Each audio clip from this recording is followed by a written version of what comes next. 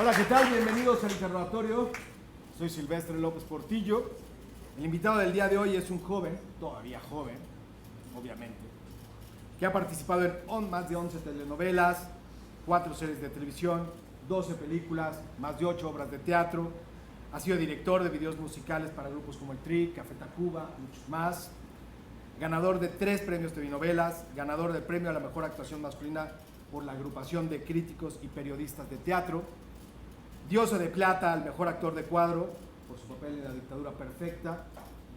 Y por si fuera poco, hasta DJ en sus ratos libres. Cuentan la leyenda. El Interrogatorio y la Universidad de las Américas Puebla le dan la más cordial bienvenida al actor Osvaldo Benavides.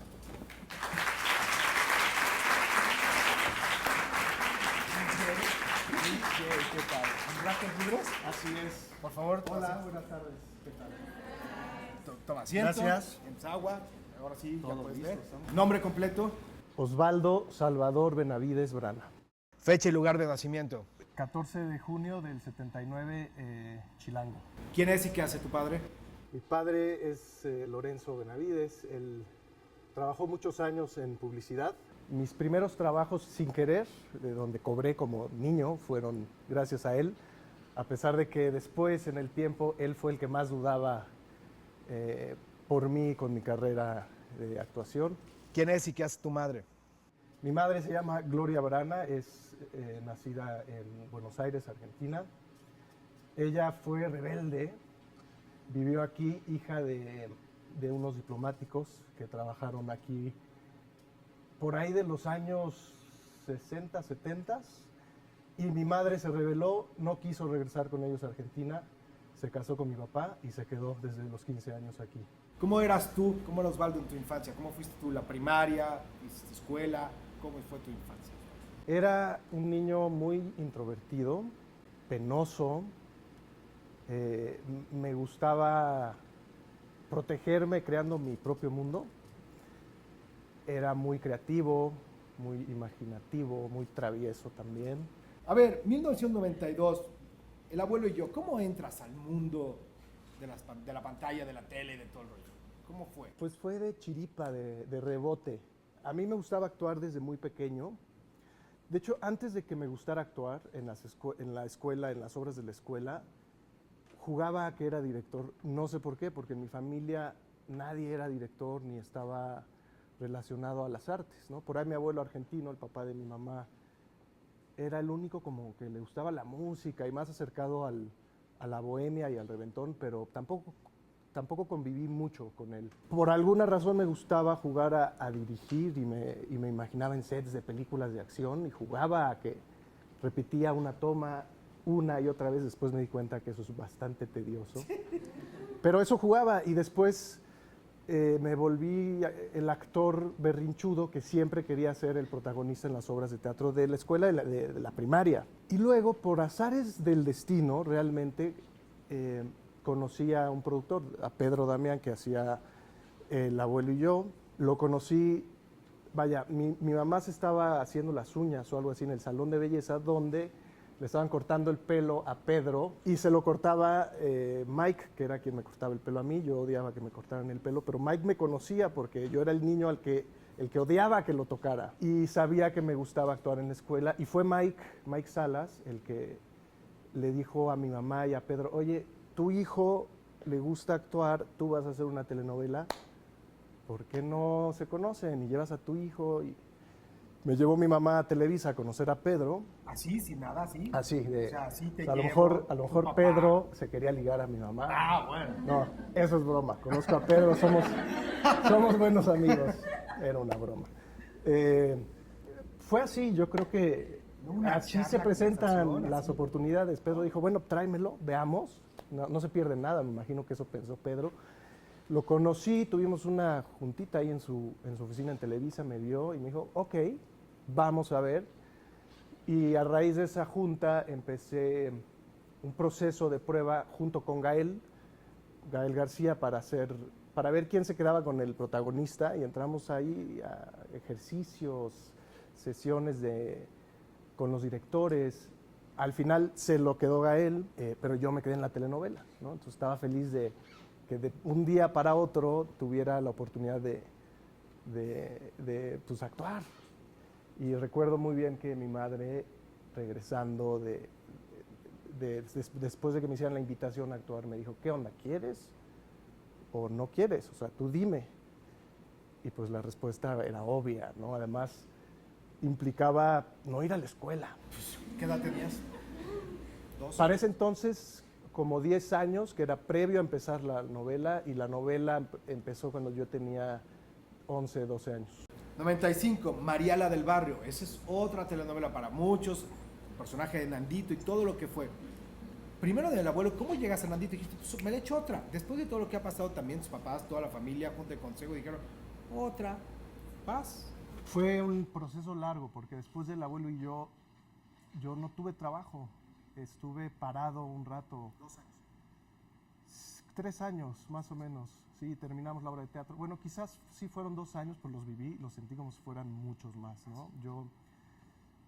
Fue muy intenso, realmente estábamos encerrados haciendo el abuelo y yo, luego hicimos la gira y no parábamos, estábamos metidos en ese mundo y de pronto yo regresé 2 años a la escuela, ya no pertenecía a ese mundo, me sentía ajeno y extrañaba trabajar, actuar y tenía ya una ilusión de crecer como actor. Hice unos cuantos programitas unitarios por ahí, pero no salían las cosas, hacía castings y no pegaba nada. Y teníamos un taller que nos consiguió Pedro Damián para toda esa palomilla, un taller de teatro, actuación, música, danza, como para entrenarnos un poquito más. Y me acuerdo que Ludvika se había quedado en esa telenovela, en Mariala del Barrio, y me dijo, oye, falta uno de los personajes más importantes, ¿por qué no vas y hablas con la productora, Angelina Esma? Y pues llegué a su oficina, toqué la puerta y le dije, oye, la verdad es que me encantaría trabajar, quiero trabajar, tengo ganas, tengo sed, tengo hambre. Y me vio, me preguntó un par de cosas, me hizo regresar al día siguiente, me revisaron los dientes, así como caballo, eso no me voy a olvidar nunca, así, a ver, abre la boca, déjanos ver tus dientes, así como caballo. Fue extraño. ¿Estás en la edad, qué, 14? Sí, 13. 14, justo 14 iba a cumplir 15 años. O sea, ya tenías los dientes completos. Exacto, no va a ser que tenía los de leche Los de todavía, leche, a lo a mejor. los 14. Los dos productores, como tú ahorita comentabas y decías, algo vieron. ¿Qué veías tú en ti? ¿Qué decías? Pues yo soy una pistola en esto. ¿Qué era lo que tú sabías hacer? Siempre navegaba con un conflicto, ¿no? Con un conflicto de seguridad versus inseguridad. O sea, por un lado veía a otras personas que actuaban de mi edad o como que pudieran competir por los mismos papeles y decía, yo puedo hacer eso mucho mejor, por un lado. Y por otro lado, a la hora de hacerlo sentía que no estaba capacitado o que me faltaba mucho por aprender. Eso me sigue pasando hoy en día a todos los niveles. Ya no me la tomo tan en serio, tengo más sentido del humor, con el tiempo uno se relaja más. Pero siempre hay una dualidad en mí entre que me siento capaz y que por otro lado siento que todavía no llego a donde quiero llegar. Creo que tiene que ver con la exigencia. Pero pues yo veía que tenía facilidad, ¿no? Que tenía por dónde entrarle. Y también uno tiene que tener esa ciega confianza en sí mismo para de pronto aventarse a hacer cosas que de otra manera no te aventarías. Vamos platicando poco a poco. Luego es el premio mayor, luego entras al teatro con Roberto Zucco. ¿Cómo fue entrar al teatro? Bueno, y lo primero fue el abuelo y yo, de niño, o sea, ya mi salpicada de público y escenario, y fue una gira extensa. Entonces entré a suplir a Diego Luna, o sea, Diego y yo somos muy amigos, vivíamos juntos. Él estaba en esta obra que se estrenaba en el Cervantino, y necesitaba a alguien con quien alternar. Y siendo muy amigos y viviendo juntos, pues lo natural fue invitarme a mí, nos fuimos al Cervantino, nos la pasamos increíble y me tocó estrenar junto con él, ¿no? Echarnos una y una función en un mundo nuevo, en un mundo de un teatro pues cultural, o sea, un teatro no comercial. También eran otras épocas, no existía el teatro comercial como lo hay ahora, y fue fue una experiencia interesante con personas muy talentosas, actores de alto calibre. Daniel Jiménez Cacho. Así es, Julieta Gurrola. Vaya, era un gran elenco en esa época y lo siguen siendo, son grandes de la actuación. Te sigo amando, preciosa, y de repente, en 1998, surge La Primera Noche. Así es. Cine. ¿Ya tenías ganas de hacer cine? Sí, cine era lo que quería hacer, era lo que jugaba a hacer. ¿Por qué? A ver, la tele te da masividad, digo, el teatro te da las tablas, ¿qué te da el cine? Mira, yo creo que, ¿por qué quería cine? Porque estuve expuesto al cine desde muy pequeño y era ávido consumidor de cine y me encantaba el cine. Algo me pasaba al verlo, me sentía atrapado por la magia del cine, cosa que es común, nos pasa a todos los que nos gusta el cine. Y de esa manera, queriendo así al cine, fue como naturalmente como actor se volvió mi meta, el cine, porque era como cumplir un sueño, hacerlo realidad. ¿Estarás de acuerdo que el cine te da otra élite?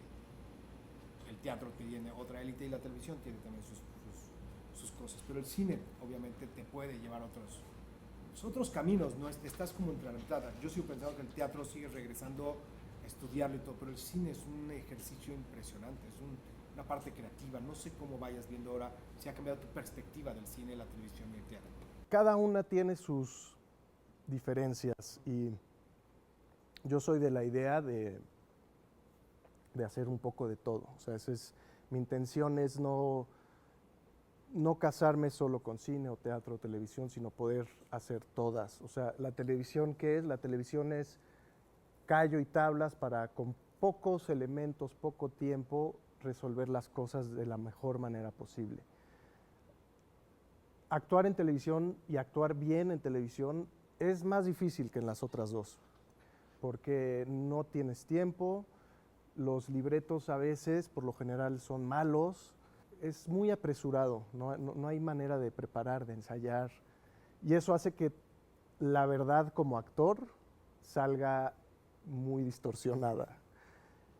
El teatro es lo opuesto, el teatro es mucho trabajo, análisis, y en el teatro, a diferencia del cine y la televisión, pues no hay truco. O sea, en el teatro los que actúan y se nota y el público lo sabe y los que no aguantan.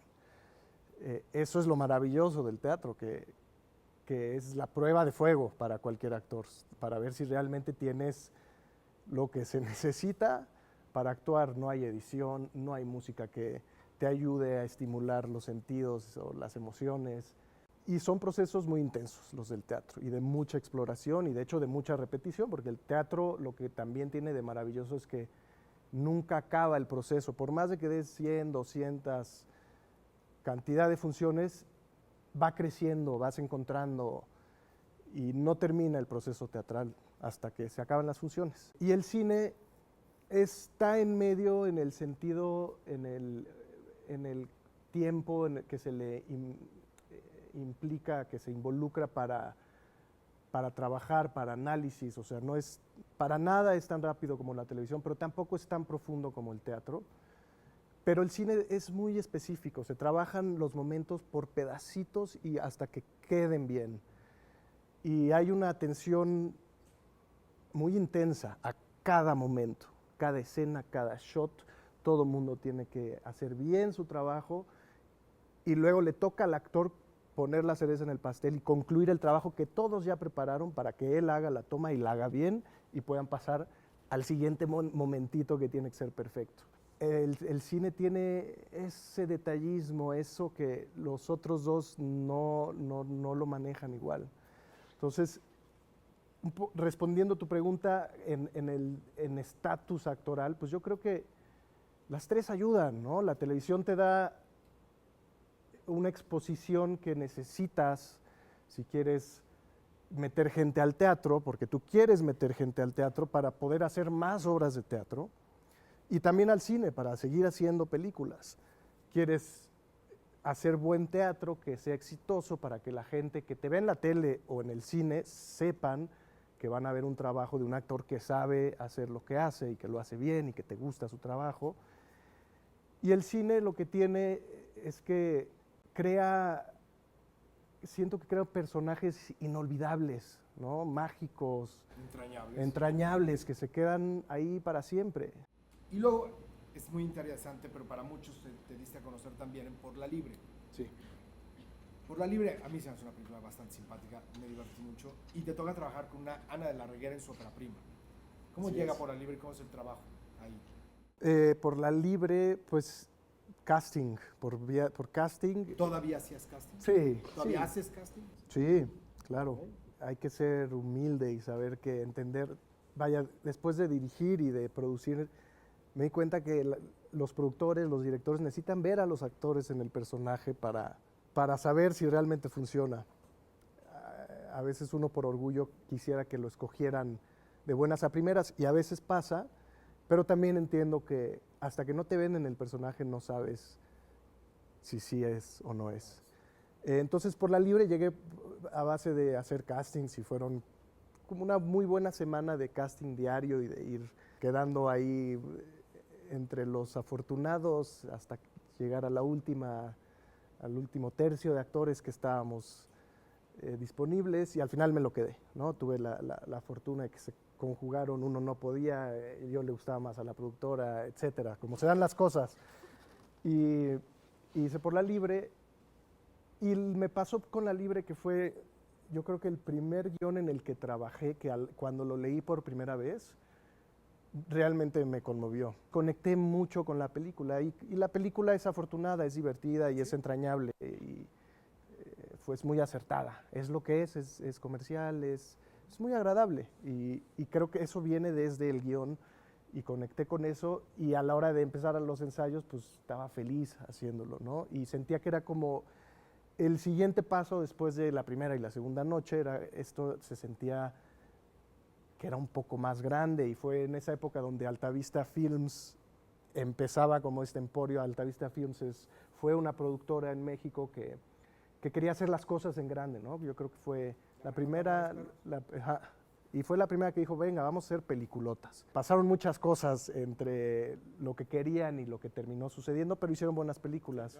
Y una de ellas, pues bueno, fue Por la Libre, que le fue muy bien. Entonces me tocó ese impulso de, venga, vamos a hacer buen cine mexicano, bien hecho, que entretenga, que conmueva, y me la pasé increíble, crecí mucho como actor en el set, manejando mi energía, sabiendo cómo llevar las cosas, porque estaba diario todo el tiempo trabajando a cuadro todos los días. Piedras Verdes, que bueno, es otra experiencia, Seres Humanos, luego regresas y haces Daniela, hasta que en el 2002 hay otro proyecto que me gustaría entrar con este proyecto, y es Las Obras Completas de William Shakespeare. ¿Cómo llegas? Además con puros cuates. Sí, pues igual, Diego Luna, Chucho Ochoa, Rodrigo Murray, siendo amigos, hicieron este montaje. La obra fue un éxito y empezaron a necesitar más actores para alternar. Y así entré, ¿no? A hacer otra vez lo que hacía Diego. La obra, ese primer montaje duró como 4 años. O sea, fue un madrazo. Yo me eché 1 año y medio, algunas giras. Eso fue antes del 2012. Eso fue por ahí del 2002, por ahí. Y esta del 2012 fue la reposición de esa obra, producida por Pedro y Jorge Ortiz de Pinedo, grandes amigos. Y fue muy interesante regresar al mismo personaje, creo que eran como 8 o 10 años después, con todo lo que yo crecí, porque me fui de viaje, hice lo que quería hacer, regresé. Uno cuando crece como persona, crece como actor inevitablemente. Y fue muy interesante para mí retomar el mismo personaje en la comedia fársica que era Las Obras Completas de Shakespeare y disfrutarlo pues ya con más kilómetros, ¿no? Con más horas de vuelo. Es increíble cómo cuando uno repasa, vuelve a vivir ciertas cosas después de muchos años, lo haces con mucho más gusto y mucho más conciencia de lo que estás haciendo.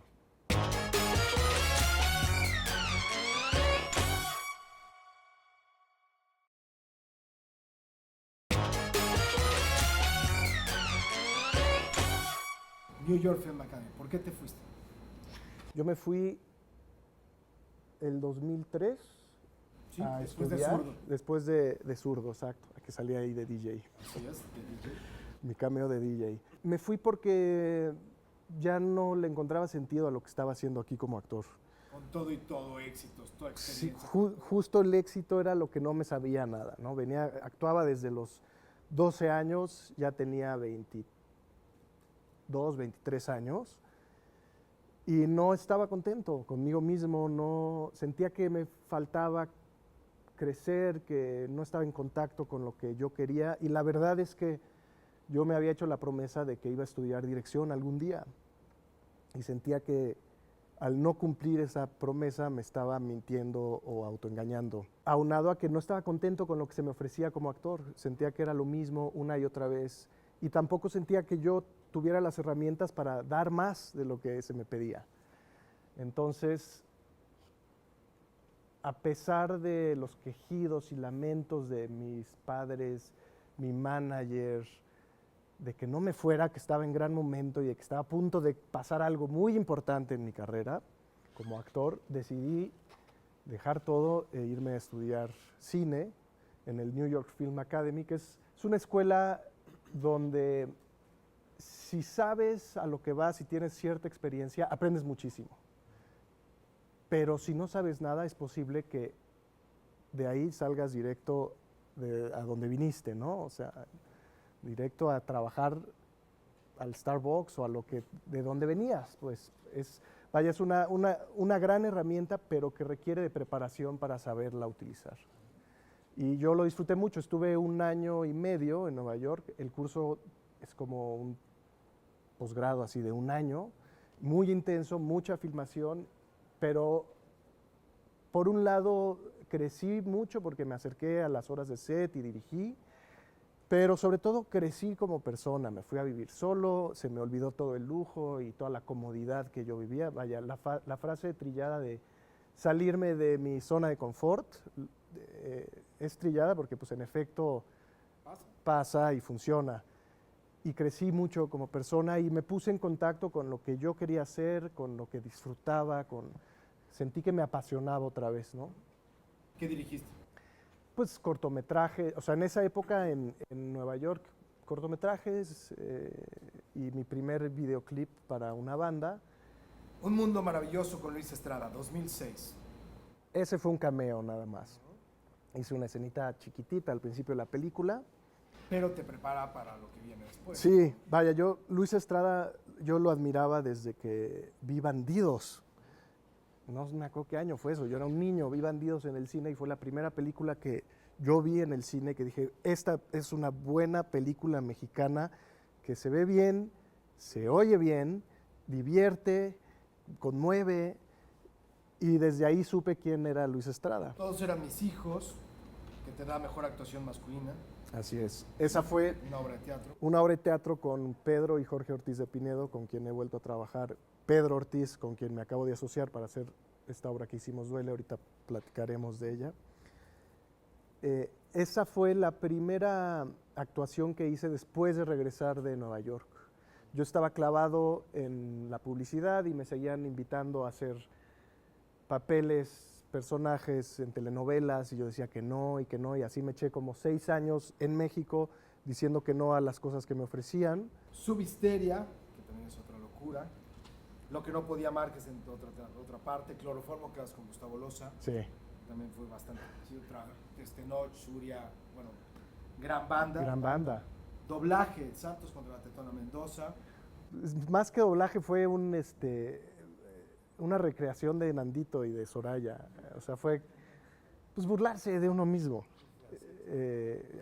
En la historia, en la película, en la animación de Santos y la Tetona, hay un momento donde están estupidizando a un personaje, poniéndolo enfrente de una telenovela y viendo la maravillosa escena tan manoseada y compartida en internet. Y me dijeron, ¿qué onda? ¿Te la avientas? Y dije, puta, por supuesto. La dictadura perfecta. Como llegas a la dictadura perfecta. Película polémica, ruda, interesante, divertida. Te reencuentras con el perro Estrada. Así es. ¿Cómo fue planear la dictadura perfecta? Además, porque tu personaje, que estaba basado en Carlos Loret, que esto se llevó todo. Bueno, en papel. me había enterado que Luis me quería para su peli porque conozco a su gente, ¿no? A su productora, a su editora. Pues, llevo años haciendo lo que hago y nos conocemos todos. Entonces por ahí me llegó el chisme de Luis te quiere. Y yo hice un casting. Hice el casting y de pronto pasaron meses que no supe nada. Dije, bueno, pues ya no me quedé. Me habían dicho que me quería, hice el casting, no me quedé. Ok, bueno, ni modo. Yo estaba haciendo las obras completas de William Shakespeare en el 2012 por ahí. Y iba en un avión para dar gira a San Luis Potosí, a Durango, y en el avión me encuentro a la productora que estaba haciendo scouting de locaciones en Durango para La Dictadura Perfecta, y me dijo, ¿qué onda? ¿Ya estás o no? Y le dije, no, pues no me han hablado. Yo ya lo di por muerto. Dice, no, es que todavía, güey, háblale al perro. Y me enteré que lo que había pasado es que a Luis no le había gustado mi casting porque no fui caracterizado. Entonces, cuando me dice esto la productora en el avión, antes de despegar yo hice 3 llamadas para el asistente de dirección, la editora, así de qué pasó y qué hago. ¿Qué hago para ser considerado otra vez o para ver a Luis? ¿Qué hago? Y ahí fue que me dicen, mira, lo que pasó es que no te disfrazaste, entonces Luis no le gustó, sintió que te valía madres. Bla, bla. Total que doy función en Durango, llego al hotel esa misma noche y me habla Sandra Becker, que hacía el casting, y me dijo, ya tienes audición, callback para el lunes a las 9 de la mañana en los estudios Churubusco. Y dije, chingón, perfecto. La cosa es que yo tenía que disfrazarme y estaba dando funciones ese fin de semana en Durango. Y yo viajaba, daba viernes, sábado, el domingo viajaba a México, llegaba en la tarde y tenía solo esa tarde del domingo para ir a comprar el disfraz, porque pues yo no tenía el disfraz de reportero, ¿no? El chalequito, los cargo pants. Entonces le hablo a la mamá de mis hijos, ¿no? Y le digo, tenemos que encontrar, o sea, aterrizo, veme a recoger. Ya estaba mi hija Sofía, ya había nacido, tenía meses de nacida. Y le digo, pasen por mí y nos vamos directo a un centro comercial a comprar la ropa, porque a primera hora el lunes tengo que tener esa ropa. Dicho y hecho, pasan por mí, vamos a Perisur y pues recorremos todo el centro comercial, ¿no? Y encontramos la camisa, el chaleco, las botitas, pero me faltaba lo que me habían dicho que era el elemento esencial, que eran los pantalones cargo, ya saben, esos que tienen las bolsitas aquí a los lados. Y no había uno solo en toda la tienda. Y pues yo ya me había resignado, iba empujando a mi hija en la carriola y me doy cuenta que le falta un calcetín. ¿A tu hija? A mi hija, se le cayó un calcetín. Y digo, bueno, pues voy a buscar el calcetín. Y dije, no, y lo pensé así, tal cual, en ese momento, no vaya a ser que voy a encontrar el calcetín donde están los pantalones. Y regresé a una de las tiendas que están en el extremo de ese centro comercial, donde dije, yo creo que ahí se le cayó, porque ahí estuvimos más rato. Y regresamos a esa tienda y había un rack de ropa de salida, o sea, era chiquito y era la ropa que ya iba de salida de descuento y que yo ya había revisado y no había encontrado nada. Pero veo el rack, veo el calcetín abajo del rack y dije, voy a buscar una vez más aquí. Y oh maravilla, que ahí estaba el único pantalón de todo el centro comercial, cargo de mi talla, estaba en ese rack de salida donde mi hija había accidentalmente, o no, tirado el calcetín. Y en ese momento me di cuenta que esa película pues, era para mí, ¿no? En el momento en el que las cosas se dan así, dije, ok, me tranquilicé, hice el casting relajadísimo al día siguiente, porque ya sabía que era mío el personaje. Al terminar el casting, llegó Luis y me dijo, cabrón, me hubieras ahorrado 3 meses, cabrón, si hubieras hecho este casting hace 3 meses, porque yo me seguí buscando personas y eras tú. nada más por no ir disfrazado, perdí el tiempo, ¿ya ves? Y así fue como llegué a la dictadura perfecta. Y fue una experiencia muy, muy interesante porque Luis es un director hecho y derecho, es un tipo que sabe qué es lo que quiere y no quiere ni más ni menos de ti como actor. Es el primero que llega al set, el último que se va, es muy estudiado, realmente es admirable lo que él hace. Y tú eres solo una pieza de su engranaje y no quiere más que eso. Y a mí eso me costó trabajo, porque a mí me gusta colaborar, me gusta meterle de mi cuchara, así me divierto yo cuando me dejo ir, pero Luis no me dejaba. Y además estábamos Poncho Herrera y yo en toda la película, y era la primera vez que él hacía su película con güeritos, ¿no? O sea, que sus protagonistas eran niños bonitos güeritos. Y estaba muy nervioso, porque siempre había trabajado con actores experimentados, con los que él pues, ya tenía una relación de confianza, y a nosotros no nos conocía, y como que rompíamos el formato que él siempre había manejado. Entonces nos tenía muy atados, muy amarraditos, no nos dejaba explorar, no nos dejaba ni respirar en las escenas, ¿no? Y recuerdo en una de las escenas que estábamos grabando, Poncho y yo, filmando Poncho y yo, era un diálogo, nosotros dos, como de 3 páginas, y luego entraba Enrique Arreola, gran actor.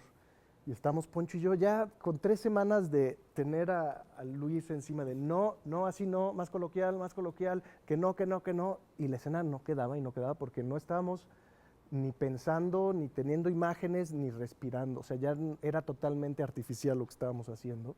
Y entraba Enrique y hacía lo que él hace maravilloso, muchachos, y hacía su actuación increíble.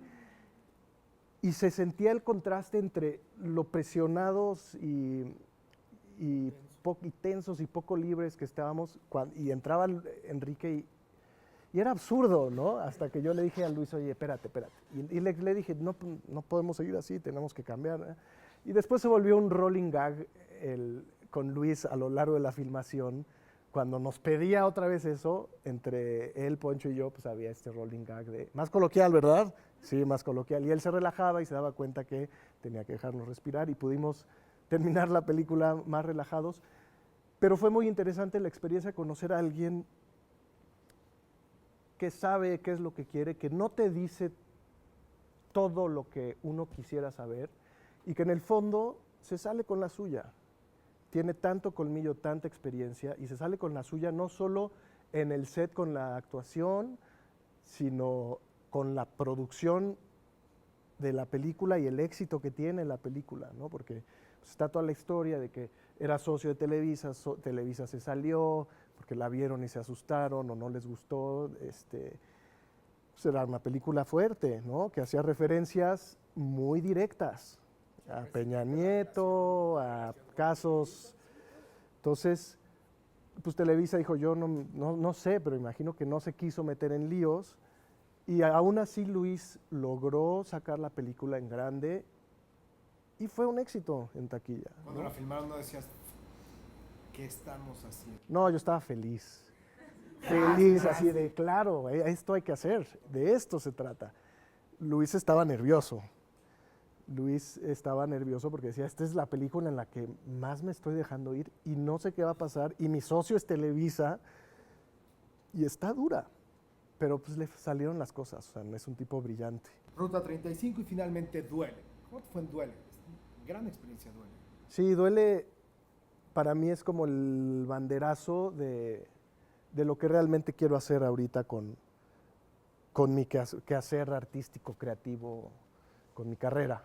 Ludvika Paleta y yo somos muy buenos amigos desde la infancia. Fuimos novios hace como 4 vidas y mantuvimos la amistad. En una cena, pues le dije, oye, tenemos que trabajar, hagamos algo tú y yo y produzcámoslo. O sea, como trabajemos juntos y aprendamos juntos y hagamos algo que valga la pena. Y nos prendió la idea, yo busqué textos, leí infinidad de textos y de pronto llegué a esta obra que se llamaba Gruesome Playground Injuries, escrita por un estadounidense que se llama Rajiv Joseph, nominado al premio Pulitzer por otra obra. Y en cuanto la empecé a leer dije es esta, porque pues, es la historia de amor entre dos personas que se conocen a los 8 años y es vista a lo largo de 30 años, de los 8 a los 38. Ludwika y yo nos conocimos pues, a los 10, estamos ya rondando los 38. Entonces, la obra tenía sentido, porque en sí el texto hablaba del amor y el dolor, y era una historia escrita con mucho sentido, es una historia escrita con mucho sentido del humor, y podría verse como una comedia romántica, pero no lo es mucho más profunda que eso, y es muy dolorosa, por eso le pusimos duele. El texto en sí, por sí mismo, se mantenía, y para mí tenía los ingredientes suficientes para compartirlo con la gente, ¿no? Hablar del amor de esa manera, del amor. Estamos muy acostumbrados en esta cultura, en esta sociedad en la que vivimos, de tomar lo bueno, lo que nos acomoda, lo que nos gusta, y lo opuesto, lo que nos incomoda, lo que se siente feo, lo que es desagradable, lo ponemos debajo del tapete y pretendemos que no sea parte de la experiencia. Lo cual solo crea sufrimiento, porque lo cierto es que la vida es las dos cosas, ¿no? Lo positivo y lo negativo, lo luminoso y lo oscuro. Y esta obra así trataba al amor y a la relación de estos dos personajes, desde lo más bonito y tierno y luminoso del amor hasta lo más oscuro. Y creo que por eso era importante enseñarlo hoy en día, porque tenemos que estar abiertos a estar expuestos a lo bueno y lo malo, sobre todo si queremos lo bueno, lo que nos gusta, tenemos que saber que nos va a tocar el otro lado de la moneda. Y además, con la historia que Ludwika y yo tenemos como amigos, pues hacía completamente sentido, hasta desde el punto de vista comercial. Decíamos, ¿quién no va a querer vernos a nosotros dos en una historia de amor? O sea, tenía todos, era un circulito perfecto. Entonces, buscamos los derechos. Éramos nosotros dos sin saber lo que estábamos haciendo, tocamos puertas, buscamos los derechos, nos dijeron, no, los derechos cuestan $10,000. Dijimos, ¿cómo? ¿Te cae? No, pues, no, está un poco caro. Pasaron años, se enfrió, cada quien hizo sus cosas, y después me topé con Pedro Ortiz de Pinedo, con quien yo ya había trabajado, y le dije, chécate esta obra, porque esta es la que Ludwika y yo queremos hacer. Además, justo Pedro estaba terminando de hacer una obra que originalmente quería que Ludwika y yo hiciéramos. Entonces, antes de entrar a esa obra le dije, chécate esta, que es la que sí queremos hacer, la que yo encontré y que está perfecta para los dos. A la semana me habla Pedro y me dice, tengo los derechos, vamos a hacerla. Esto fue en noviembre del año pasado, que me dijo, venga, va. Y en cuestión de 6 meses ya estábamos estrenando. O sea, Pedro era el ingrediente que faltaba para echar a andar la producción. Pedro sabe producir. Él fue el que nos enseñó a producir y que de una manera muy que le agradezco, Pedro pues, nos abrió su know-how de cómo se produce, y no cualquiera, porque pues lo que uno aprende a lo largo de la vida no se lo comparte a cualquier persona. No es algo el conocimiento no es algo que se regala a quien sea, se comparte con quien crees que puede hacer buen uso de él, ¿no? Y nos metimos en esta obra donde las cosas se dieron solitas, ¿no? Queríamos los tres a Diego del Río como director, que es un director de teatro muy joven, pero muy experimentado y muy, muy sensible. ¿Es de aquí? No sabía. Pues ahora lo sé y ahora veo por qué. Así como queríamos a Diego, queríamos a Jorge Ballina, y todos nos dijeron que sí, todos podían, todos querían, y el proyecto, así como empezó y fluyó y se fue dando solito, sin ningún tipo de problemas, todo lo contrario, así le fue, ¿no? Estuvimos una temporada de 10 semanas en el DF, dimos funciones aquí hace no mucho, probablemente regresemos. Y fue un éxito porque pues, cumplía con todo, entretenía, divertía, hacía reír, Movía, y para los que les gusta llevarse el teatro a casa, tenía esa opción, se lo podían llevar a casa o a la cena para poder platicar. Entonces, Duele para mí fue como un gran acierto y mi primer trabajo como productor en el que pues, es muy gustoso cuando le atinas, ¿no? Realmente le atiné porque sé que los proyectos, algunos tendrán más éxito que otros probablemente sean un fracaso y habrá que aprender de ellos. De los fracasos se aprende, los éxitos se festejan. A ver, ya se los voy a dejar. Ya, preguntas finales nada más. ¿Cuál es tu mayor vicio? Echar la hueva. ¿Qué es México para ti? Es mi cuna, mi casa, el lugar donde estoy cómodo, donde siento que puedo hacer lo que quiero hacer. Si pudieras vivir en cualquier otra época, ¿cuál sería? Siempre he tenido mucha atracción a los 60, 70 por la música y el rock. ¿Qué te da más gusto, pero te da más pena aceptar? Tu placer culposo.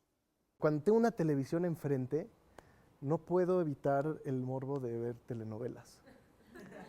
Y no es ni para ver qué, bueno, quizás es una mezcla de cosas, entre ver qué es lo que está pasando en ese mundo, ver a mis amigos y reírme un poco de ellos, a veces reírme de mí mismo también. ¿Qué te hace llorar? Me conmuevo ya muy fácilmente por cosas que están relacionadas al amor y a los hijos y a las relaciones humanas. ¿Cuál es tu grosería favorita? Verga. Si pudieras hablar con alguien que ya falleció, ¿con quién sería? Con Buda, ¿no? O sea, como se supone que él sabe cómo está el pedo y qué onda con el cosmos y el universo. Si pudieras escribir tu epitafio en este momento, ¿qué diría? Algo así como encontró el camino que solo él podía encontrar para sí mismo, se la pasó bien, déjenlo en paz, o sea, olvídenlo, ya fue, move on, fíjense en sus propias vidas. Osvaldo, jóvenes.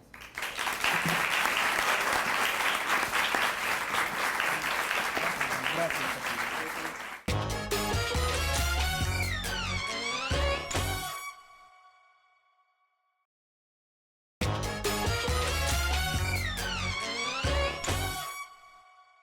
Me llamo Erika Contreras, es comunicación y profesión de medios. Mi pregunta es, ¿cuál es tu opinión de las novelas mexicanas, además de que te dan risa al verlas? ¿Cuál es mi opinión?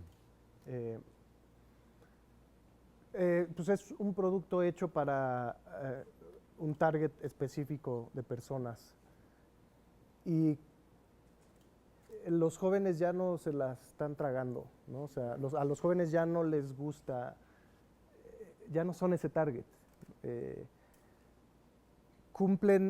Las novelas están hechas para estar ahí de fondo en la televisión, no están hechas para hacer arte o para realmente conectar con el público, están hechas para estar ahí, por eso son tan reiterativas, para que la señora que las tiene y esté ocupada haciendo otras cosas, con oír sepa lo que está pasando y no se pierda nada. De hecho, hay esta regla que dicen que cada X segundos o minutos en una telenovela tiene que haber un grito o algo, un sonido fuerte para llamar la atención de vuelta de quien la tiene ahí de fondo. ¿Qué pienso? Pues que son eso, son lo que son. Han sido parte de la cultura televisiva de este país, pero están dejando de serlo. Y los que vemos lo que se hace en televisión, ya no nos la creemos, ya no nos pone una telenovela, sobre todo cuando hay cosas tan bien hechas y tan completas allá afuera en televisión, llámese series. Y bueno, ahí está, Televisa ya está cambiando, ya está anunciando nuevos formatos y nuevas cosas, se tardaron. Pero bueno, ni hablar de Netflix y de todos los otros servicios de streaming, ¿no? Ya las cosas están cambiando, por suerte. No tengo opinión personal, o sea, no puedo decir son buenas, son lo que son. Hola, soy Hola. Daniela y estudio comunicación y producción de medios. Y mi pregunta es, bueno, hace rato mencionaste que el cine mexicano está teniendo más auge, más producciones, más cosas. Entonces, mi pregunta, y mencionaste también que te gustaría ver, pues igual y no tanto comercial, sino otro tipo de cine. Entonces, ¿qué cosa te gustaría ver como próximamente en el cine? ¿Qué tipo de cine? Pues de todo. O sea, hablando solo del cine comercial, me gustaría ver más géneros, porque cine no comercial o independiente o no mainstream hay en México y hay muy bueno, hay muy exitoso, muy festivalero, hay muy buenos directores, muy reconocidos fuera de México. En México casi no los ven. Más de ese también. Y dentro del comercial, pues poder ver más comedias, más películas de terror, más películas dramáticas, históricas, biográficas. Creo que ahí tenemos que hacernos responsables como espectadores también del cine mexicano y de cuál es nuestro rol en el crecimiento del cine, ¿no? O sea, por un lado están los que lo hacen y por otro lado los que lo pagan y lo compran y lo consumen. Ambos tienen responsabilidad, sobre todo en una industria incipiente como la que es México, que todavía está creciendo y encontrando su identidad. Entonces, los que lo hacen lo tienen que hacer bien y de buena calidad y tienen que comprometerse con hacer algo que entretenga para que la gente se quede a verlo. Y los que lo consumimos tenemos que ser exigentes y no conformarnos con lo que está ahí enfrente, sino pedir cada vez mejores producciones. Si nos conformamos con lo que nos ponen, pues nos van a seguir poniendo lo mismo. Hola, soy Roxana y yo estudio teatro. Bueno, una pregunta es, ¿cómo te preparas tú para los castings y cómo lidias el no tener éxito en uno de ellos? Bueno, lo primero que te diría es, uno se queda no por el casting que hace, ¿no? O sea, cuando un personaje es para ti. Inclusive hagas bien o mal el casting, ¿no? O sea, lo importante en un casting es quitar la presión del momento y enfocarse en lo que tienes que hacer, que es divertirte. Yo sé que es difícil porque uno quiere quedarse y se presiona mucho, pero por muy bien que lo hagas, no quiere decir que ese personaje es para ti. Las personas que ven ese casting pueden ver cualquier cosa en ti o en cualquier otro para tomar la decisión de quién se queda en ese personaje. Entonces, lo primero que hago en un casting es quitarme de encima ese peso de presión de debo hacerlo así o asado, y más bien saber que la vida es así, si es mío, y si no, no quiere decir ni que lo hice mal, es simplemente que no me tocaba y que no era para mí, era para alguien más. Y tratar de hacer el casting lo más relajado posible o relajada, ¿no? En tu caso, que puedas estar en el momento pensando en las imágenes que tienes que trabajar, que las imágenes te las da el texto, y no preocupándote por el diálogo o por hacerlo bien o que se te vea bien, sino preocuparte por el momento de actuar, ¿no? Hay buenos libros y buenas técnicas allá afuera de preparar castings. Hay una página que se llama Samuel French, que tiene muchos textos de teatro. De hecho, es ahí donde yo leo teatro para ver qué obra me gusta. Y tienen muchos libros de castings y preparar castings. Si te preocupa preparar castings, te recomiendo meterte a samuelfrench.com y ahí le pones en la búsqueda auditions y ahí te van a salir muchos libros. Y el que te lata, pues cómpralo y no es buena herramienta.